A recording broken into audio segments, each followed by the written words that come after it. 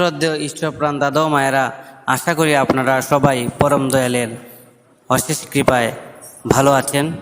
তো আপনাদের সামনে আজকে আমি পরম দয়ালের আরেকটি বাল্য লীলা উপস্থাপনা করতেছি। আশা করি আপনাদের ভালো লাগবে। একদিন পাড়ার এক কবিরাজ মশাই ঔষধ হিসাবে কিছু বিষ বটিকা তৈরি করে রোদে শুকোতে দিয়েছিলেন। তিনি নিজে কাছে বসে পাহারা দিচ্ছিলেন। একসময় কোনো কারণে ক্ষণকালের জন্য সরে যেতেই শিশু অনুকূলচন্দ্র কোথা থেকে ছুটে এসে এক মুঠো বিষ বটিকা মুখে ভরে দিয়ে ছুটে পালিয়ে গেলেন। এই ঘটনা দেখে কবিরাজ মশাই, মনমণি দেবী ও পাড়ার লোকেরা চিন্তিত হয়ে পড়লেন। এতগুলি বিষ বটিকা শিশু কী করে হজম করবে, তা ভেবে পেলেন না কেউ।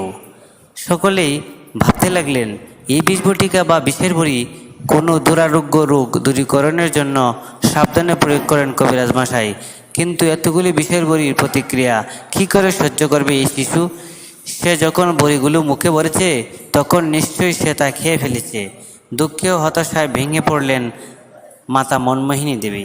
শিশুর জীবনের আশা প্রায় ছেড়ে দিয়েছিলেন তিনি, কিন্তু সকলের সব দুশ্চিন্তাকে মিথ্যা প্রতিপন্ন করে সেই সব বিষের বড়ি অবলীলাক্রমে হজম করে ফেললেন শিশু অনুকূলচন্দ্র। তখন শিশুর এই অলৌকিক শক্তির এক অভ্রান্ত পরিচয় পেয়ে আশ্চর্য হয়ে গেলেন সবাই। আসলেই পরম দয়ালের এই দিব্য ঘটনা দেখলে সবাই আশ্চর্য না হয়ে পারত না। তো আপনার সামনে আমি আরেকটি ঘটনা পরম দয়ালের বলতেছি। একবার জননী দেবী ও কর্তামা অর্থাৎ দিদিমা কৃষ্ণসুন্দরী নৌকা যুগে কুষ্টিয়া থেকে হিমায়তপুর আসছিলেন পদ্মা নদীর উপর দিয়ে। তখন ছিল বৈশাখ মাস। অকস্মাৎ কালবৈশাখীর ঝড় উঠল খরস্রোতা পদ্মা নদীর বুকে। উত্তাল ঢেউয়ের আঘাতে নৌকাখানি যে কোনো মুহূর্তে উল্টে বা ডুবে যেতে পারে। মাঝিরা এই অবস্থায় নৌকা চালাতে না পেরে নদীতে ঝাঁপ দিয়ে কে কোথায় ভেসে গেল। চালকহীন নৌকাখানি ডুবুডুবু অবস্থা দেখে মনমোহিনী দেবী ও তার মাতা কৃষ্ণসুন্দরী দেবী এক মনে নাম জপ করতে লাগলেন। শিশু অনুকূলের বয়স তখন 2.5 বছর।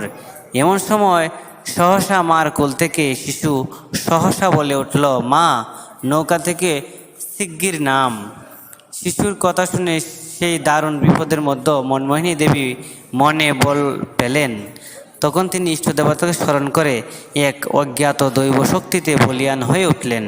সঙ্গে সঙ্গে এক হাতে শিশুকে কুলে নিয়ে আরেক হাতে মার হাত ধরে নৌকা থেকে বিক্ষুব্ধ নদীর বুকে নেমে পড়লেন। কিন্তু কী আশ্চর্যের কথা, তারা প্রবল ঢেউ এর আঘাতে ভেসে গেলেন না, অথবা গভীর নদীর জলের মধ্যে তলিয়েও গেলেন না। নামা মাত্রই তারা পায়ের তলায় মাটি পেলেন এবং জল ভেঙে হাঁটতে হাঁটতে তারা অনায়াসে এক চরে এসে উঠলেন। পরে অন্য এক নৌকা ভাড়া করে হিমায়তপুর এসে পৌঁছালেন। তো শ্রদ্ধেয় ইষ্টপ্রাণ দাদা ও মায়েরা, আসলেই পরম দয়ালের বাল্য বয়সে এরকম অসংখ্য ঘটনা ঘটেছে, যেগুলো যদি আপনারা জানতে চান তাহলে অবশ্যই আমার এই চ্যানেলটির সাথে থাকবেন এবং এই চ্যানেলটিকে আমরা আরও অনেক দূরে এগিয়ে নিতে চাই। তো আপনারা সবাই আমার এই চ্যানেলের সাথে থাকবেন এবং প্রতিনিয়ত পরম দয়ালের এরকম অসংখ্য দৈব ঘটনা, বাল্যলীলার জানতে পারবেন। সবাইকে অসংখ্য ধন্যবাদ। জয় গুরু।